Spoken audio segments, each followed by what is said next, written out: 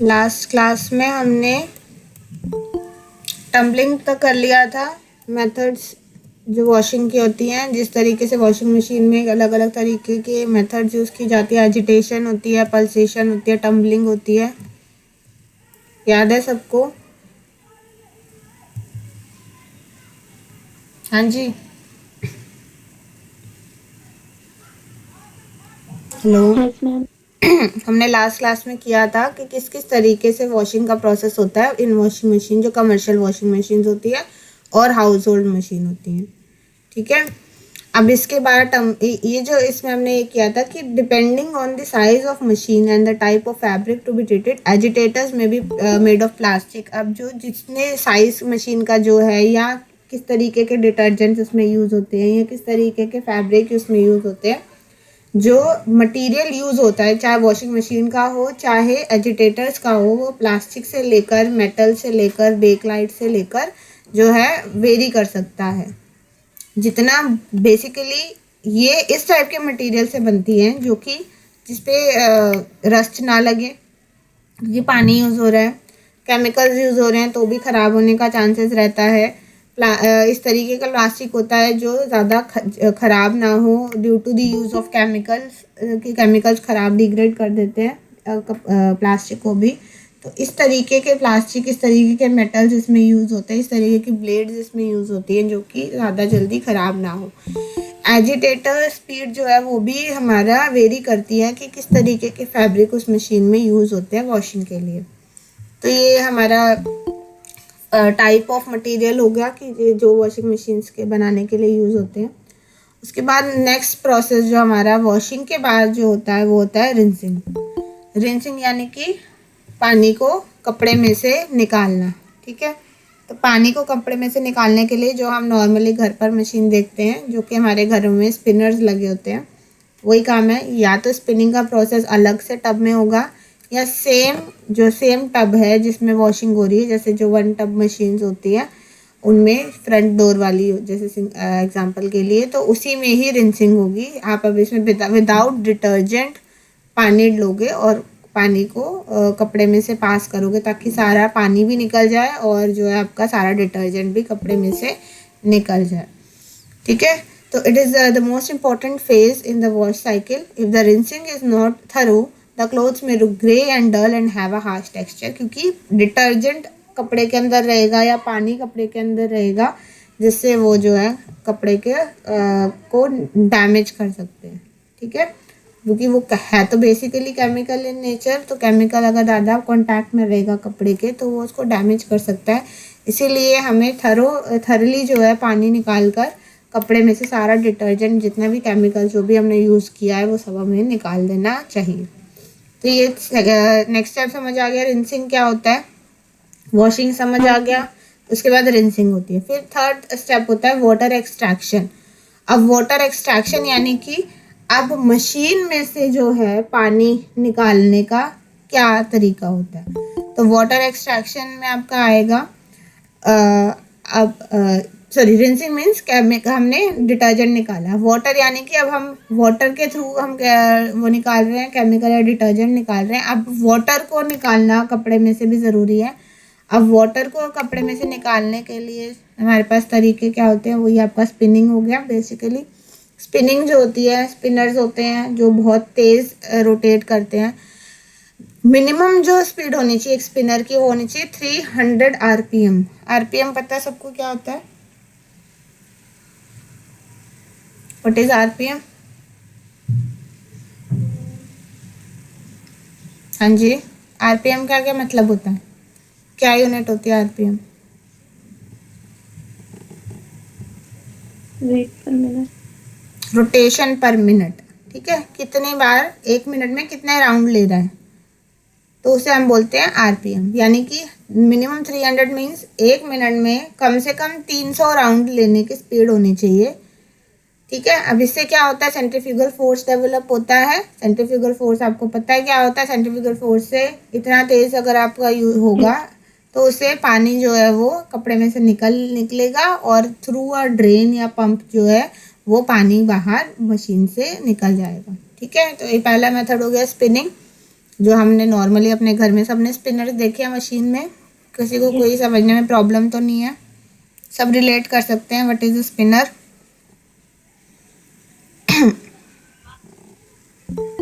हाँ जी, yes ma'am.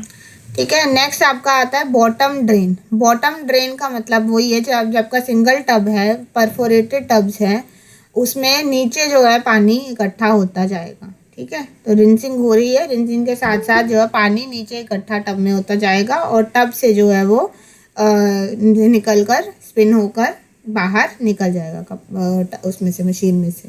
Simple है bottom drain, यानी कि अब आपका कपड़ा जो निकल रहा है वो नीचे से निकल रहा है, नीचे टब जो परफोरेटेड टब्स हैं जिनमें ऑरिफिसेस हैं उसमें से जो है पानी निकल रहा है, क्योंकि हमने कहा पढ़ा ही था कि जब इवन वॉशिंग के टाइम पे उन सिंगल टब्स में बॉटम पे पानी रहता है और कपड़ा रोटेट होता है विद द टब। तो वही सेम प्रोसेस चल रहा है, पानी इकट्ठा नीचे होता जाएगा, आप सिंपल पानी के अंदर घुमा रहे हो उसको, डिटर्जेंट भी नहीं है, कपड़ा मूव कर रहा है, रोटेट कर रहा है और वो नीचे नीचे कलेक्ट होता जा रहा है और पानी में से निकले जा रहा है। फिर उसके बाद है आप combination of bottom drain and spin. अब वही है, स्पिनिंग भी हो रही है, सेम टब है वो स्पिन कर रहा है बहुत तेज तेज स्पीड से, और वो नीचे जो है पानी बॉटम में सेम टब में एक्सट्रैक्ट हो रहा है। तो ये 3 मेथड होती है वाटर एक्सट्रैक्शन की कपड़े में से। The amount of water extracted from the cloth during spinning is directly affected by the speed at which tub spins. अब ये जो है वेरी करता है अलग अलग मशीन में कि स्पिनिंग की स्पीड अलग अलग होती है, तो कितना परसेंटेज पानी कपड़े में से निकलेगा वो डिपेंड करता है कि कितने आरपीएम पे आपकी मशीन चल रही है। अब 100% अगर पानी एक्सट्रैक्ट हो जाएगा कपड़े में से, फुली ड्राइड है, उसका एक डिसएडवांटेज ये होता है कि उससे कपड़े के अंदर परमानेंट डैमेज आ सकता है। तो इसीलिए हम अराउंड 60 to 70% मॉइस्चर रिमूव करते हैं कपड़े में से, बिकॉज अगर आपने 100% मॉइस्चर रिमूव कर लिया तो उससे क्या होगा, रिंकल्स कपड़े में आ जाएंगे जो कि निकालने बाद में मुश्किल हो जाते हैं, ठीक है, परमानेंट रिंकल्स डेवलप हो जाते हैं। तो इसीलिए हमें मशीन की स्पीड इस तरीके से करनी चाहिए सेट कि उसमें से मैक्सिमम मॉइस्चर भी निकल जाए और कपड़े को कोई नुकसान भी ना हो। अब जैसे हमने पढ़ा कि मिनिमम आरपीएम कितना होता है, 300 होता है, और ज़्यादातर जो प्रैक्टिकली वर्किंग मशीन्स होती है वो कहाँ कितने से कितने आरपीएम तक हो सकती है सेट, 333 to 1100 आरपीएम तक सेट हो सकती है, ठीक है। Spinning to near dryness is avoided because it may cause wrinkles which are difficult to remove। अगर हम 100% ड्राइनेस कर लेंगे तो उससे डैमेज हो सकता है। तो इसीलिए ऑप्टिमम स्पीड, हम प्रेफरेबल स्पीड कितनी यूज़ करते हैं, 600 to 620 आरपीएम हम स्पिनर की स्पीड को सेट करते हैं। आई बात समझ? तो ये आपको याद करना पड़ेगा, मिनिमम स्पीड कितनी होती है, रेंज कितनी होती है और ऑप्टिमम स्पीड कितनी होती है विद यूनिट, ठीक है, क्लियर है। फिर आफ्टर वाटर एक्सट्रैक्शन ड्राइंग होता है, जिस तरीके से अब हम बोलते हैं, मोस्टली हम क्या लेमन टर्म में हम यही बोलते हैं कि जो स्पिनिंग है वही ड्राइंग है, पर ऐसा नहीं होता। जिस तरीके से वॉशिंग मशीन के इक्विपमेंट्स होते हैं उसी तरीके से कमर्शियल ड्रायर्स भी आते हैं जो कि जिनका सिर्फ काम ये होता है कपड़े को सुखाना। अब एक इंडिया जैसी कंट्री में जहाँ पे आपके पास ऑप्शन है कि आप बाहर सुखा सकते हो कपड़े, पर ऐसी कंट्रीज़ जो कि नॉर्दर्न कंट्रीज़ है, जो वेस्टर्न कंट्रीज़ हैं, वहाँ जहाँ सर्दी ज़्यादा होती है और ज़्यादातर जो धूप नहीं निकलती, वहाँ पे कपड़े धूप में सुखाए नहीं जा सकते, उनके पास ऑप्शन नहीं होता। तो वहाँ क्या है, कमर्शियल ड्रायर्स को यूज़ किया जाता है। तो वहाँ वॉशिंग मशीन अलग अकेली यूज़ नहीं होती, उसके साथ वहाँ पे ड्रायर्स भी साथ के साथ यूज़ होते हैं। अब ड्रायर में क्या मेन चीज़ होती है, ड्रायर में 2 चीज़ें काम करती है, एक तो rate of flow of air हो गया और टेम्परेचर ऑफ एयर हो गया, 2 चीज़ होती है, यानी कि एयर की वेलोसिटी कितनी है, हवा कितनी तेज़ स्पीड से चल रही है उसके ड्रायर के अंदर, और दूसरी जो है टेम्परेचर कितना सेट है आपकी एयर का। आई बात समझ? Yes ma'am. तो 2 प्रिंसिपल होते हैं हमारा ड्राइंग के, एक तो सर्कुलेशन ऑफ एयर कितनी स्पीड से है और वो टेम्परेचर उस एयर का कितना है। तो पहला जो मेथड यूज़ की जाती है जो कमर्शियल ड्रायर्स में, वो होती है relatively low temperature of air but high velocity. ठीक है, वेलोसिटी स्पीड तेज़ है। आप नॉर्मली अब आजकल जो वेदर आपका दिल्ली में देखते हो, हवा बहुत चल रही होती है, पर हवा में गर्माहट नहीं है, धूप नहीं है तो हवा तेज़ चल रही है पर गर्माहट नहीं है, तो उससे भी कपड़े देखते हो मोस्टली सूख जाते हैं। तो यही प्रिंसिपल फॉलो होता है। इसमें क्या है कि एयर जो है, जो कि गर्म नहीं है, नॉर्मल एयर है, ड्रायर में आती है under the front panel and passes over the source of heat. थोड़ा सा हीट होती है and then through the clothes and leave through the exhaust. अब इसमें मैं आपको दिखाती हूँ।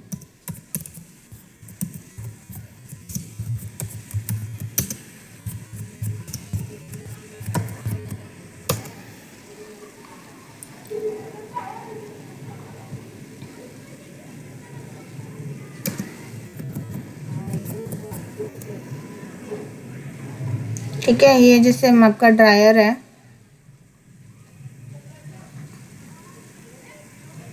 जैसे ये मान लीजिए ये ड्रायर है, एक डायरेक्शन से एयर आती है। ठीक है, यहाँ से एयर आई और दूसरे यहाँ से जो है हीटिंग मेंटल है, यहाँ से पास होके वो गर्म होती है, फिर अंदर एंटर करती है, कपड़ा रोटेट कर रहा है, ड्राई हो रहा है, कांटेक्ट में आ रहा है एयर के, और क्योंकि वो बहुत तेज़ स्पीड में है तो वो क्या कर रहा है, वो जैसे एयर पास होती है कपड़े के, वो एयर इतनी तेज़ स्पीड से जा रही है कि वो सारा मॉइस्चर वगैरह, सारी जो ह्यूमिडिटी है उस कपड़े के अंदर, वो लेकर बाहर एग्जॉस्ट से निकल जाते हैं। तो इनलेट अगर इस डायरेक्शन में है तो आउटलेट एयर की ऑपोजिट डायरेक्शन में होगी। आई बात समझ? Yes ma'am. ठीक है, तो इस तरीके से जो है आपके ड्रायर वर्क करते हैं। हाँ ठीक है, तो एक हीटिंग सोर्स से पास होती है जिससे एयर गर्म हो जाती है। कंपैरेटिवली लो टेम्परेचर है, रिलेटिवली लो है, तो इसी में लिखा है, मतलब मान लीजिए 40 के अराउंड अगर टेम्परेचर है तो इस पे से पास होगी, इतना हीटिंग वेंटल होगा और उसमें से पास होगी एयर, जिससे गर्म होगी, और बहुत तेज़ स्पीड से है तो वो सारा ह्यूमिडिटी को लेकर चली जाएगी। दस the temperature and humidity of the room stage normal. तो इसी वजह से, क्योंकि इतने तेज़ काम हो रहा है, इतना रैपिडली हो रहा है, तो अंदर जो रूम है, रूम यानी ये जो आपका अंदर ये जहाँ पे कपड़ा घूम रहा है, यहाँ की जो ह्यूमिडिटी और आपका यहाँ की जो टेम्परेचर है वो ज़्यादा वेरी नहीं करता। ठीक है, क्योंकि बहुत फास्ट प्रोसेस हो रहा है। सेकेंड जो प्रोसेस होता है वो होता है air of high temperature is circulated slowly. अब जो वेलोसिटी है एयर की वो कम है, पर टेम्परेचर जो है वो कंपैरेटिवली ज़्यादा है। In this after the air enters the dryer passes over the heat source. अब जो है ड्रायर के अंदर एंटर कर रही है और वही हीट सोर्स से पास हो रही है। It is drawn by a small fan through perforation at the top of the dryer. ठीक है, उसके बाद क्या होता है, ये ऊपर की टॉप से आती है air and then downward towards the cloth. तो यहाँ पे डायरेक्शन क्या होगा, ऊपर से एयर आएगी, यहाँ हीटिंग वेंटल है, यहाँ से गर्म होकर आएगी, यहाँ फैंस लगे हैं, फैन से थरली घूम रही है, स्पीड कंपैरेटिवली स्लो है, तो आराम से जो है वो रोटेट कर रही है एयर कपड़े के साथ, और जो विद इन द रूम जो है फ्लो कर रही है। Then downwards over the cloth and out through the exhaust. Exhaust नीचे है तो नीचे निकल जाती है। Since the movement of air is the dryer is slow, the relative humidity exhaust is high. अब यहाँ अंदर जो है टेम्परेचर और ह्यूमिडिटी थोड़ा सा यहाँ पे हाई होती है, क्योंकि एयर की जो वेलोसिटी है वो कम है। आई बात समझ? तो ये दो प्रिंसिपल होते हैं जिससे हमारे जो कमर्शियल ड्रायर्स है वो वर्क करते हैं। क्लियर है? Yes ma'am. ठीक है, तो पहला हमारा स्टेप हो गया मतलब आपका प्री ट्रीटमेंट। उसके बाद आपके वॉशिंग के बाद क्या हुआ आपका, वॉशिंग के बाद हमने क्या पढ़ा, वॉशिंग के बाद हमने रिंसिंग के बाद वाटर एक्सट्रैक्शन 3 तरीके से होता है। उसके बाद ड्राइंग होती है। अब ड्राइंग के बाद जो है वो आपका होगा आयरनिंग या हॉट प्रेसिंग। अब आयन या तो आपका नॉर्मल आपने घर में देखा है, आपके स्टीम प्रेस वगैरह यूज़ होती है घर पे, और उसका जो वेट होता है वो कंपैरेटिवली लो होता है। अलग अलग तरीके की प्रेस होती है। Most house hold have ion and temporary और परमानेंट प्लेस फॉर वर्क। तो हमारे सबके घर में आयन तो होती है, पर या तो वो उसका कोई फिक्स आयरन टेबल वगैरह लगा होता है, या हम टेम्परेरी कोई अरेंज करते हैं करने के लिए place. Ironing is the process of smoothing out wrinkles. Iron का क्या मतलब है कि आपके जो भी वॉशिंग के टाइम पे, जैसे आप घर पे अगर हाथ से भी धो रहे हो तो आप कपड़े को निचोड़ते हो तो उसमें रिंकल्स पड़ते हैं, उनको निकालने का काम करती है। Pressing has to put crease such as in sleeves. अब प्रेस का क्या मतलब है? आयरन और प्रेस का, आयरन का मतलब होता है रिंकल्स को निकालना, जबकि प्रेसिंग का मतलब होता है कि आप जैसे प्लीट्स बना रहे हो, स्कर्ट्स होती है जैसे आप उसकी प्लीट्स होती है, सबको पता है प्लीट्स क्या होती है, जैसे आपकी पैंट्स हो गई,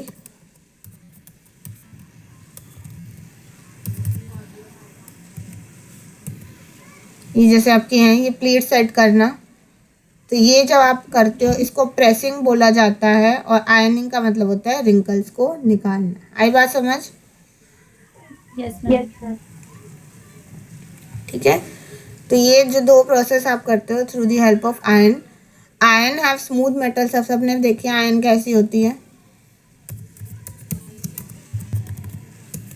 Yes, ma'am. ठीक है, नॉर्मल हमारे घरों में ऐसी यूज़ होती है।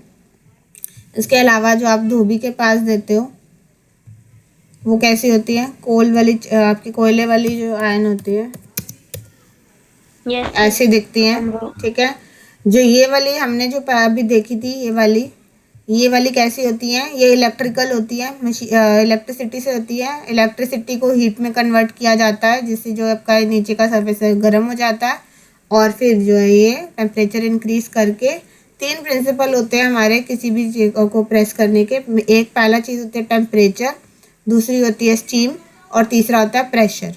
ठीक है, तो कितनी हैवी प्रेस है, कितना स्टीम डेवलप हो रहा है उसमें, और कितने जो है टेम्परेचर है उसका प्रेस का, ये तीनों चीज़ें मिलकर जो है रिंकल्स रिमूव करने में मदद करते हैं। जितने ज़्यादा रिंकल्स हैं या जितना हैवी कपड़ा है उसके लिए वेरी करती हैं ये तीनों चीज़ें। ठीक है, तो सब स्मूथ सरफेस होता है जो हीट होता है। Most electric have inbuilt thermostat, यहाँ पे थर्मोस्टैट लगा होता है, ये जो आपका है। ठीक है, यहाँ पे लाइट जल रही होती है, देखिए सबने अपने घरों में प्रेस, आजकल जो जितने भी इलेक्ट्रिकल प्रेसेस होती हैं थर्मोस्टैट लगा होता है। थर्मोस्टैट मतलब टेम्परेचर कंट्रोल करता है, जैसे आपकी बॉडी में भी थर्मोस्टैट होता है वैसे ही यहाँ पे भी टेम्परेचर कंट्रोलर होता है। जब टेम्परेचर आप यहाँ पे सेट कर देते हो कि जैसे आप सिल्क कर रहे हो, तो सिल्क के हिसाब से वो अपने आप थर्मोस्टैट डिसाइड करता है कि इससे ज़्यादा टेम्परेचर रेज नहीं होने देना। तो जब वो टेम्परेचर अचीव होता है अपने आप कट लग जाता है और जो है प्रेस बंद हो जाती है ऑटोमेटिकली। तो ये इस तरीके से थर्मोस्टैट काम करता है। ठीक है, द आयरन में have also have a system of producing steam while in use. Steam भी लगी होती है, जैसे यहाँ पे स्टीमर का ऑप्शन होता है, ऑटोमेटिकली आप नीचे उसमें पोर्स भी होते हैं, वो स्टीम डेवलप करके नीचे अपने आप स्टीम करते हुए चलती है। तो आजकल ये भी हमारे पास सिस्टम होता है कई प्रेसेस में। The weight of iron very from 1.5 to 3.5 kg। तो वेट है, मैंने जैसे बोला प्रेशर का सेकंड तरीका क्या हुआ, हमने स्टीम यूज़ कर लिया, हमने टेम्परेचर कंट्रोल कर लिया। थर्ड जो चीज़ होती है वो होती है प्रेशर, कितने प्रेशर से हो रहा है, अब वो डिसाइड होता है कितना वेट है प्रेस का। जितनी लाइट वेटेड होगी, जैसे आजकल हमारे घरों में बहुत लाइट वेटेड प्रेसेस होती हैं, तो उनका वेट बहुत कम होता है तो प्रेशर कम होता है। पर जैसे अभी हमने ये वाली देखी कोल्ड प्रेस होती है, इसमें मेन प्रिंसिपल क्या होता है, क्योंकि इतना हैवी है तो इससे प्रेशर जो है वो ज़्यादा पड़ता है। ठीक है, तो एट हाउस और तो वेरी, ये आपको ये याद रखना है कितने से कितने केजी तक का होता है। 1 मार्क का क्वेश्चन आ जाता है कि जो आपका प्रेस का वेट कितने से कितने रेंज का होता है। आरपीएम वाला मैं आपको बता चुकी हूँ, स्पिनर कितने रेट रोटेशन पर मिनट चलता है, पर मिनट चलता है, ये आपको वैल्यूज़ याद रखनी है।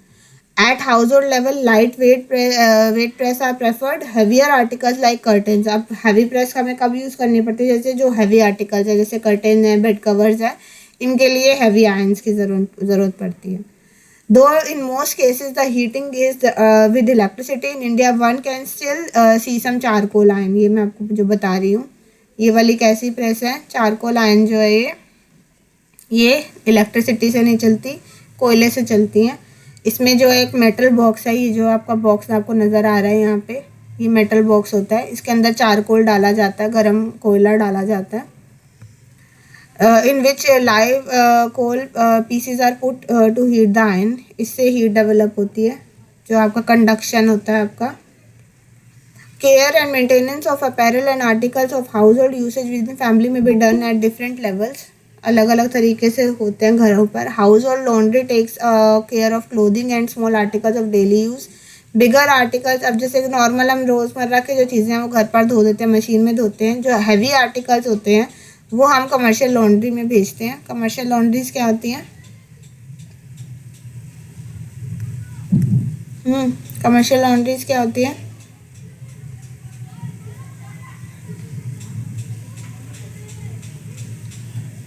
हाँ जी, आवाज़ आ रही है सबको? Yes, ma'am. हाँ जी, कमर्शियल लॉन्ड्रीज क्या होती हैं? धोबी घाट बेसिकली। हाँ जी,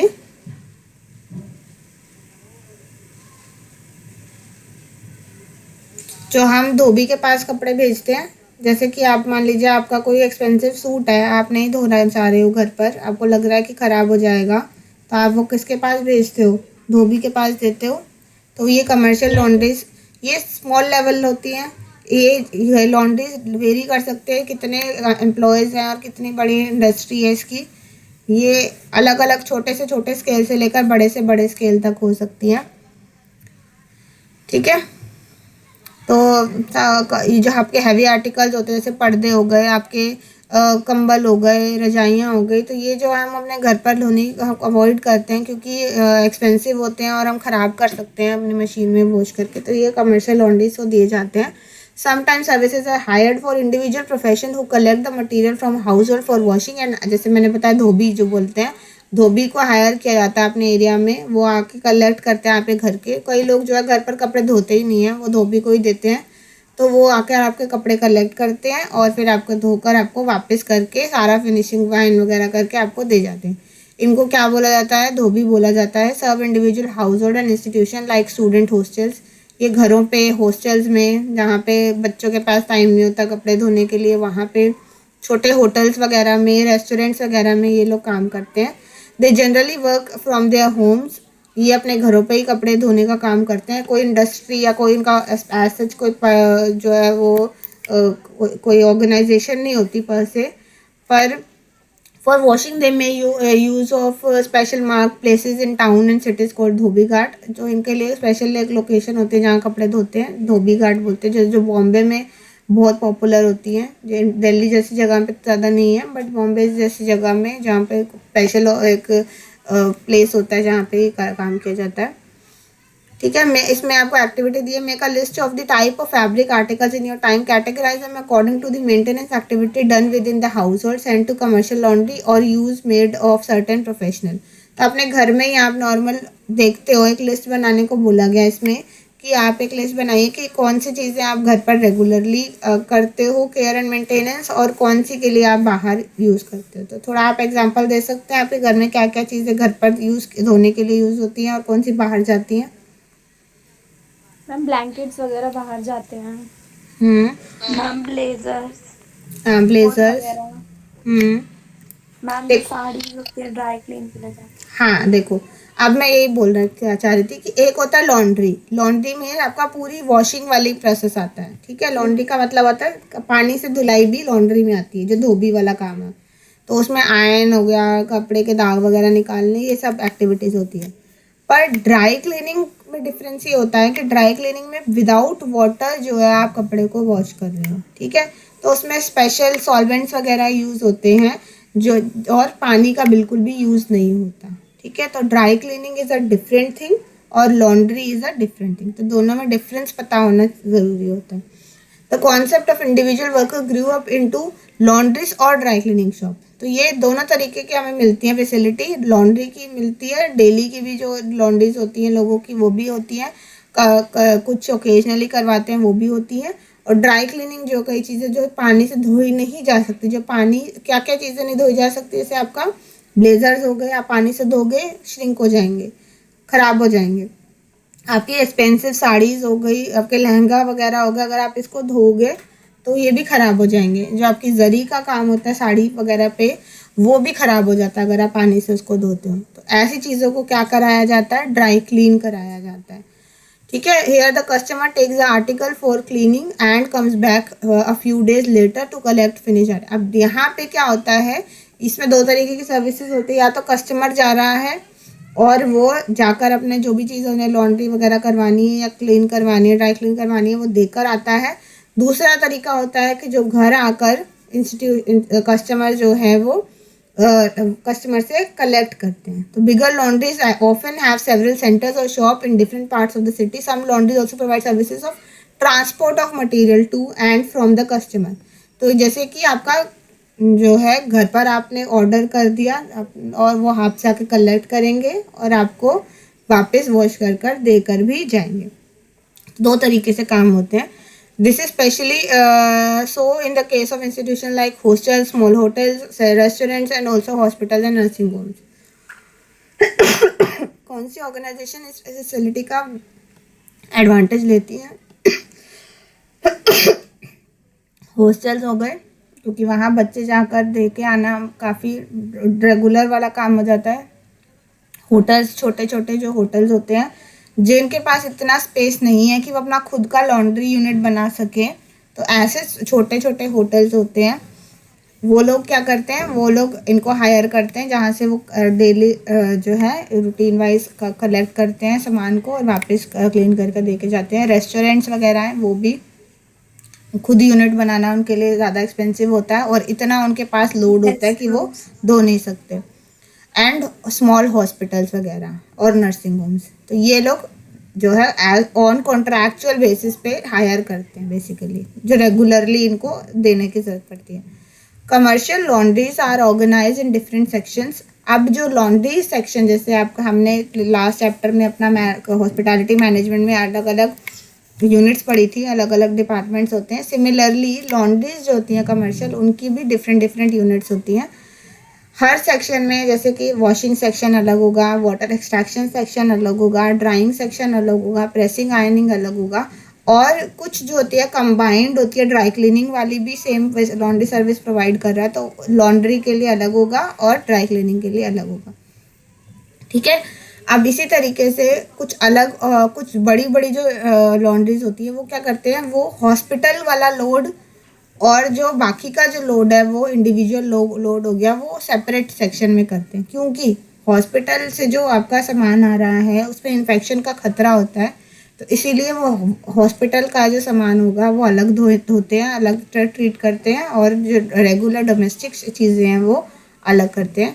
they also may have separate section for dry cleaning for fibre specific articles like woollens, या फिर वो क्या करते हैं अपने फैब्रिक के टाइप पे सेक्शन डिवाइड। एक तो हो गया कि बेसिक ओरिजिन क्या है सामान का, उसके बेसिस पे सेग्रीगेट कर सकते हैं। दूसरा कि कौन सी एक्टिविटी हो रही है उसके बेसिस पे सेग्रीगेशन कर सकते हैं, जैसे वॉशिंग, एक्सट्रैक्शन, क्लीनिंग, ये सब जो हो गया, ड्राइंग, प्रेसिंग।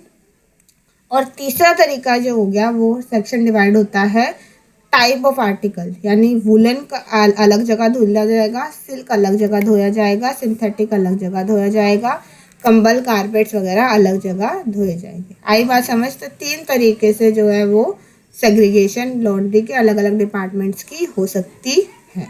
वो डिपेंड करता है कि उनके पास किस तरीके का सामान आ रहा है। आई बात समझ? Yes ma'am. Some laundries also have arrangement for dyeing and special finishing like zari polishing. अब डाइंग आपको पता है, हमने टाई एंड डाई सीखी है। अगर कपड़े का उनको लगता है कि रंग जो है वो फीका पड़ रहा है, तो कुछ जो है लॉन्ड्रीज टाई एंड डाई करके भी दे देते हैं कपड़े को, कि ताकि कपड़े का कलर भी अच्छे से रिटेन हो जाए। और जरी पॉलिशिंग, जरी पता है सबको क्या होती है? जरी क्या होती है पता है?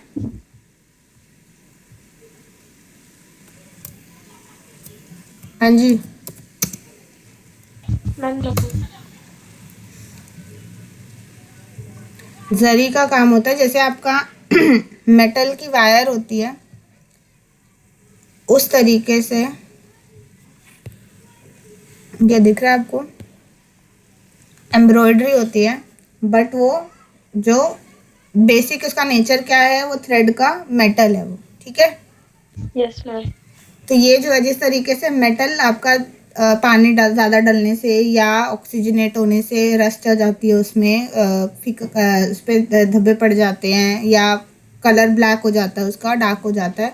इसी तरीके से अगर आप प्रॉपर केयर एंड मेंटेनेंस नहीं करोगे इस टाइप के जो एक्सपेंसिव लहंगा वगैरह या साड़ी हो गई, इन सब पे जिसमें जरी का काम होगा, तो क्या होगा, जरी काली पड़ जाती है, ब्लैक हो जाती है। तो इसको कई लॉन्ड्रीज वगैरह इस जरी को, जैसे आप अपने अगर ज्वेलरी वगैरह पॉलिश करवाते हो, तो वो कपड़े की जो जरी है उसको पॉलिश करने की फैसिलिटी भी देती है। आई बात समझ? Yes ma'am. ठीक है। Most laundries would have unit for inspection. अब वही है, पहले सबसे पहले आपका मैंने कल की क्लास में कराई थी ना,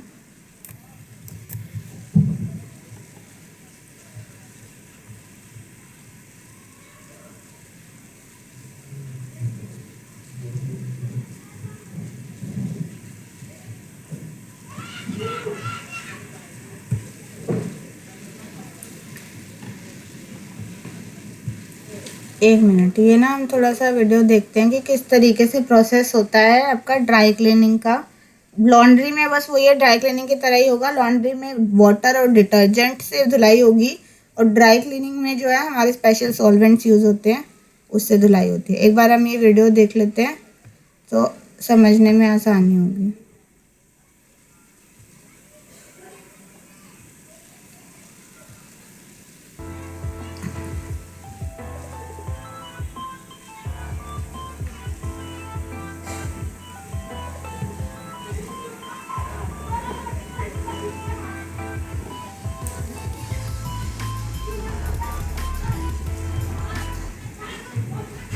The dry cleaning process.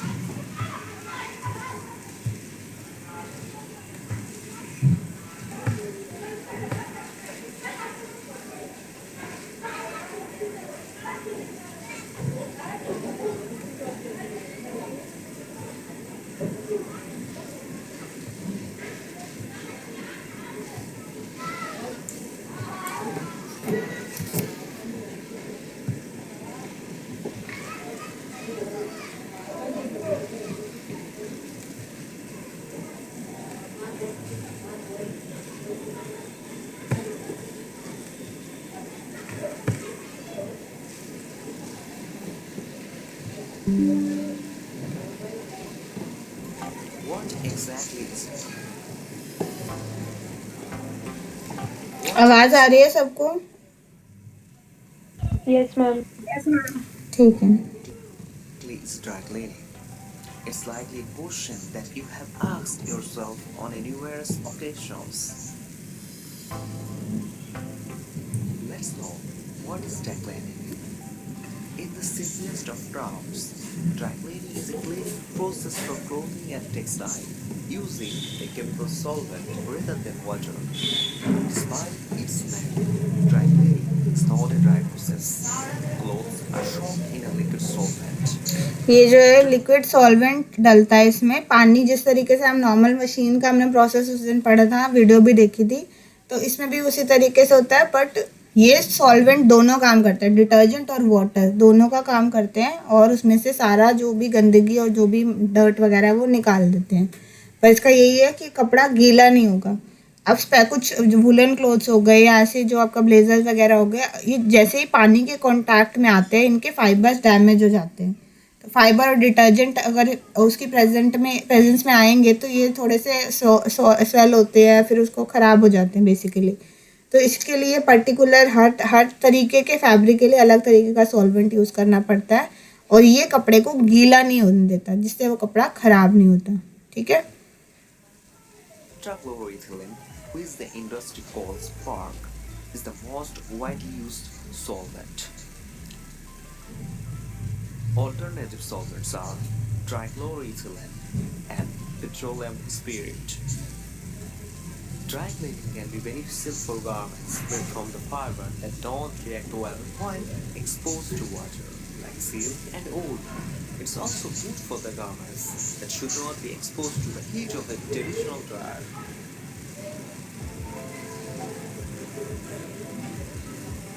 Steps involves in cleaning process, inspection and tagging process.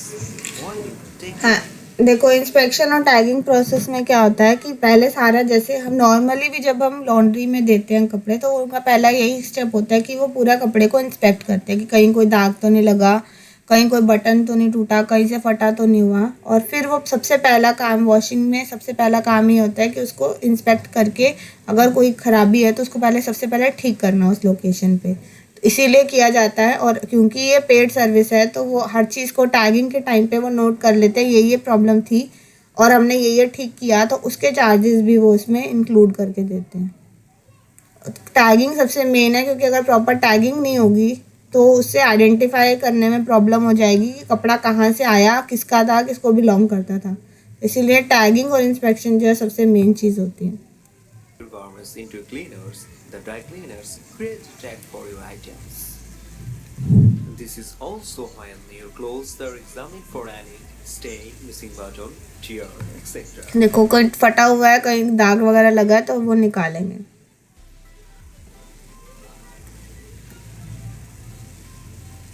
Pre-spotting. In pre-spotting process, they will apply chemical solvent, vacuum or heat to stains on your garments, which helps to pre spotting का मतलब यही है कि क्या कर रहे हैं, दाग लगा है तो इमीडिएटली उसको ढूंढ कर निकाल देना। remove the stain during the actual cleaning process.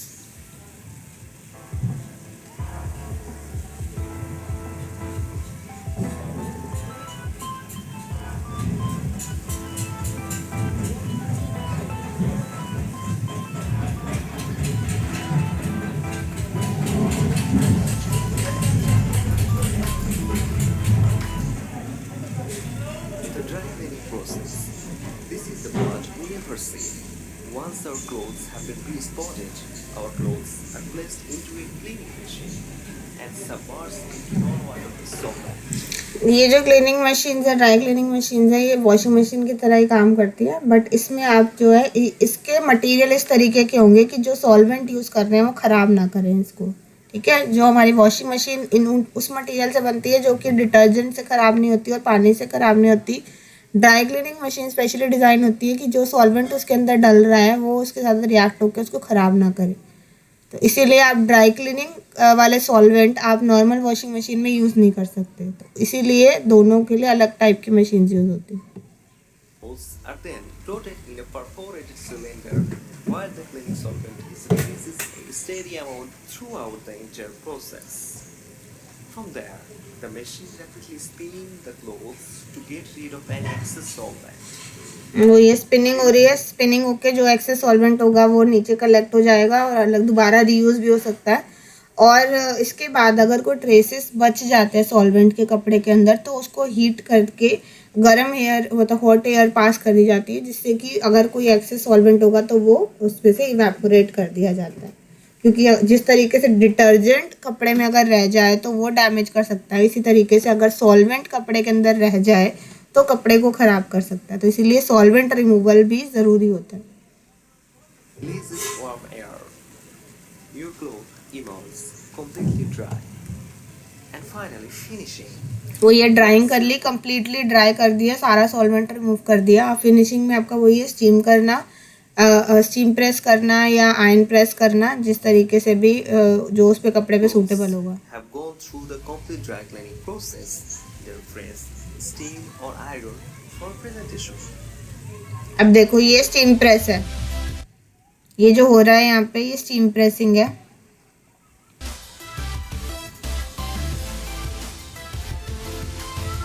ये जो है ये आयरन प्रेसिंग है। आयरन प्रेसिंग का आप देख रहे हो टॉप और बॉटम दोनों में जो है हीटिंग लगा मेटल लगा होता है, ऊपर से और नीचे से दोनों तरीके से दोनों जगह से एक बार में ही प्रेस हो जाती है। इस जो हॉट प्रेस होती है इसमें भी आपको स्टीमिंग का ऑप्शन होता है, स्टीमर्स लगे होते हैं। अगर आप थोड़ा सा नीचे से और ऊपर से यहाँ पे कंट्रोलर्स होते हैं स्टीमर के, वो ऊपर से भी स्टीम आती है नीचे से भी आती है, मतलब इसमें टाइम सेव हो जाता है जो आपके नॉर्मल डोमेस्टिक प्रेसेस के कंपैरिजन में।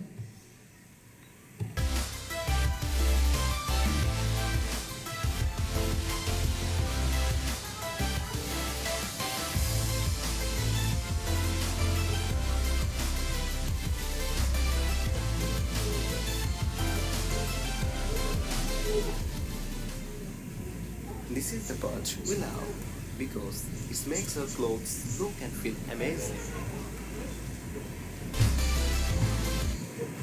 ठीक है, इसके बाद जो है डिस्पैच हो जाते हैं कपड़े वापस। क्लियर है, समझ आ गया? सेम प्रोसेस है, ड्राई क्लीनिंग और वॉशिंग में बस इतना डिफरेंस है कि आपका उसमें ड्राई क्लीनिंग सॉल्वेंट्स यूज़ होते हैं और सॉरी ड्राई क्लीनिंग में ड्राई क्लीनिंग सॉल्वेंट्स यूज़ होते हैं और आपके नॉर्मल जो लॉन्ड्री होती है उसमें डिटर्जेंट एंड वाटर यूज़ होता है। सारे बाकी के स्टेप्स हमारे कमर्शियल इंडस्ट्रीज़ में बाकी सारे सेम होते हैं। ठीक है,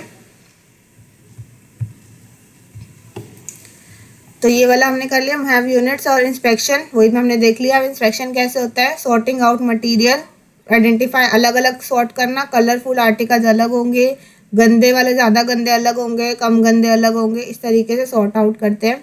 taking care of pre treatment like mending, repairing, stain removal, ये भी हमने देख लिया। जो हमारा प्री स्पॉटिंग हुई थी उसमें सारी ये चीज़ें होती हैं। These laundries have bigger equipment and in large number. अब ये जो आपकी लॉन्ड्रीज हैं यहाँ पे इक्विपमेंट्स ज़्यादा अमाउंट में हमने देखा है किस तरीके की इंडस्ट्री होती है। थोड़ा सेटअप नज़र आ गया आपको कैसे होता है। यहाँ बड़े इक्विपमेंट्स होते हैं और लार्ज नंबर में होते हैं।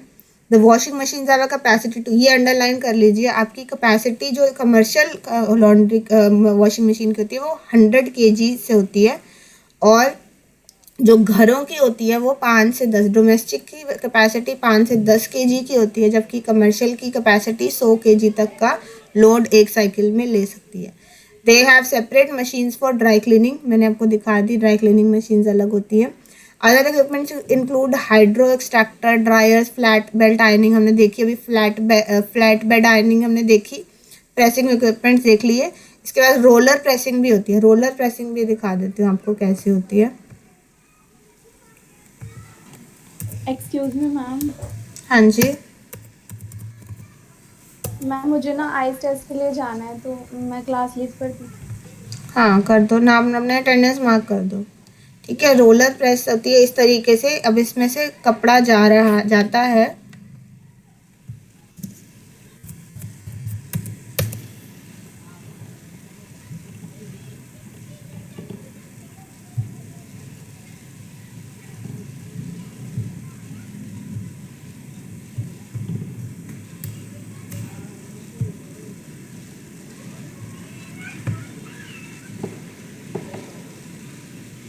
Writing's not that easy, but Grammarly can help. This sentence is grammatically correct.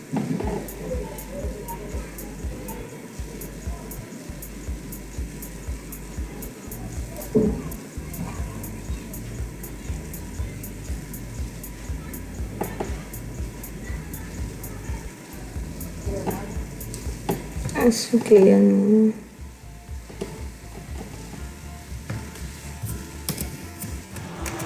Hello, I'm Dave DeSantos Jr., DSI's Inside Sales Manager.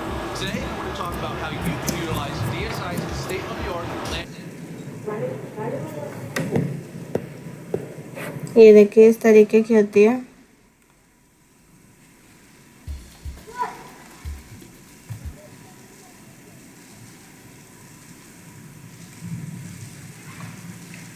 ये कपड़ा इसमें से पास होता जाता है, हीटिंग प्लेट है, ये वाली रोलर है, इसमें से होते होते जो है कपड़ा जो है क्रीज निकलती जाती है हॉट प्रेस से प्रेस होते होते। ठीक है, और साथ के साथ रोल भी होता जा रहा है। जो बड़े बड़े फैब्रिक्स होते हैं उसके लिए रोलर प्रेस का यूज़ किया जाता है। ठीक है, समझ आ रहा है? Hello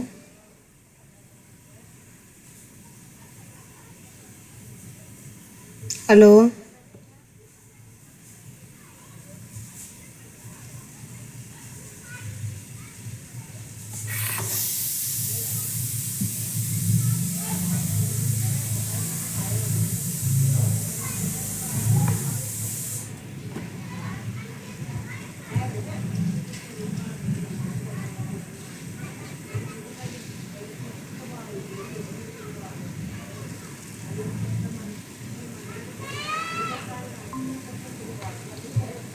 hello hello, yes ma'am. आवाज़ आ रही है? Yes ma'am. ये दिख रहा है आपको, रोलर रोलर प्रेस Yes, हो रही ma'am. है। इसकी वर्किंग समझ आ गई कैसे हो रही है। ये जो बड़े फैब्रिक होते हैं, जो थान होती है ना, जो बेसिकली बड़ी बड़ी, उसको प्रेस करने से साड़ी हो गई या कोई बड़े दुपट्टे वगैरह हो गए, जो प्रॉपर इस तरीके का, जब बेडशीट्स हो गई, बड़े टाल्स हो गए, उन सबको प्रेस करने के लिए रोलर प्रेस यूज़ की जाती है। ठीक है, क्लियर है? Yes, ma'am. ठीक है। अभी यहाँ तक ही करते हैं, बाकी फिर हम नेक्स्ट क्लास में कंटिन्यू करेंगे। यहाँ तक जो चैप्टर हमने किया ये समझ आ गया आपको? कोई प्रॉब्लम तो नहीं है?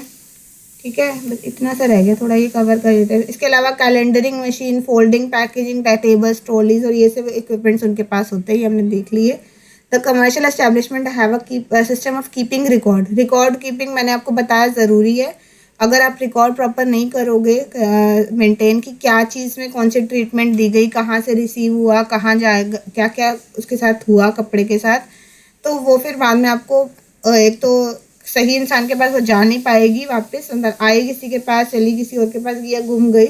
और दूसरा, आपका रिकॉर्ड कि किस चीज़ पे कितने एक्सपेंसेस हुए वो रखना आसान हो जाता है। तो इसीलिए हर स्टेज पे कपड़े के साथ रिकॉर्ड मेंटेन करना ज़रूरी होता है। When the article is received, checked for damage, special care requirement is recorded. जैसे मैंने आपको बताया, स्पॉटिंग अगर करी गई है या बटन चेंज किया गया या टाई एंड डाई किया गया, वो सब का रिकॉर्ड मेंटेन किया जाता है। Customer is given invoice for the kind of number article received. Invoice यानी बिल दिया जाता है। डिलीवरी जब मतलब रिसीविंग से लेकर डिलीवरी तक जितना भी हुआ उन सबको इंक्लूड करके चार्जेस को उनका इनवॉइस बनाई जाती है। System of code, tag, machine and invoice help to identify items of each customer and invoice. तो इससे आपको फ़ायदा ये होता है कि हर स्टेज पे अगर आप कोड करके कर रहे हो तो हर स्टेज पे आपने कोड करा और उससे रिलेटेड जितना एक्सपेंसेस हुए वो रिकॉर्ड आप हाथ में कर सकते हो। तो इससे फ़ायदा ये होता है।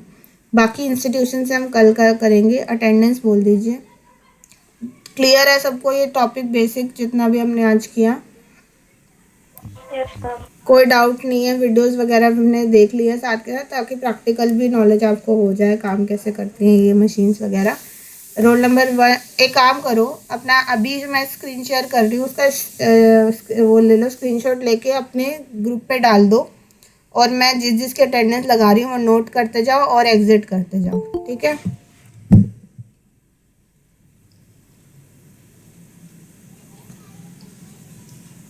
मैं जिस जिसकी लगाते जा रही हूँ वो एग्जिट करता जाए। मैं नाम बोल दूंगी। 26 roll number Kritika. Yes, ma'am. Exit कर दो। रोल नंबर 1 खुशबू।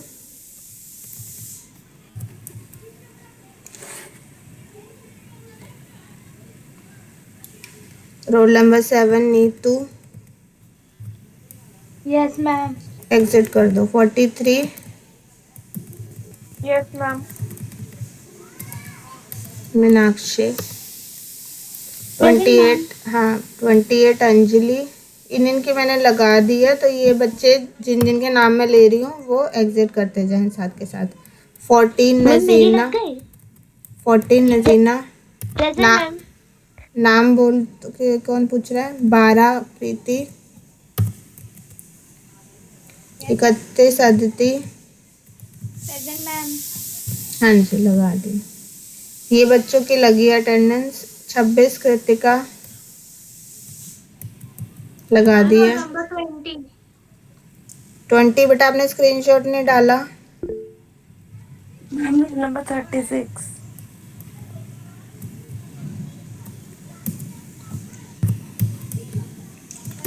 Ma'am, roll number 5. Akansha. बेटा स्क्रीनशॉट डालो ना, मैं उसमें से देख के आपकी लगा रही हूँ साथ के साथ। इन सब की लगा दी है मैंने। 15 मीनाक्षी। आकांक्षा।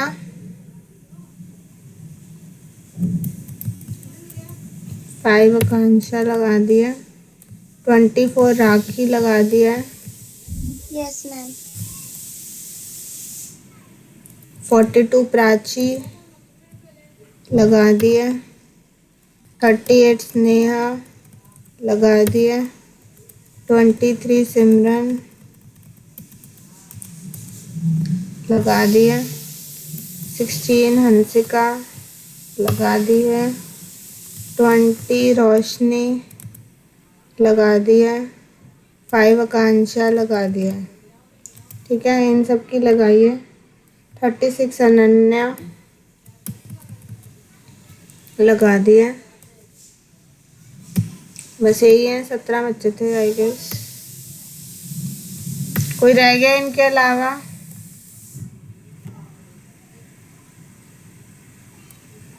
अनन्या लगा दी आपकी। ये रोहित नाम से कौन है?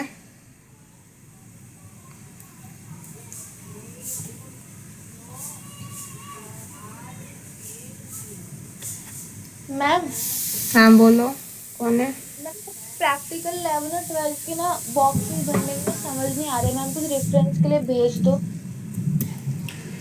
ठीक है, मैं देखती हूँ।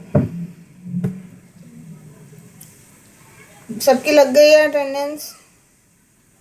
अब मैंने दोनों चीज़ें देख लिया, आपके स्क्रीनशॉट भी देख लिया और आपकी लाइव भी ले ली है। अब अगर इसके बाद भी कोई बोलता है कि मैम मैं तो थी, फिर अब उसको अटेंडेंस नहीं मिलेगी। मानसी और रोहित कौन है ये बच्चे? मानसी और रोहित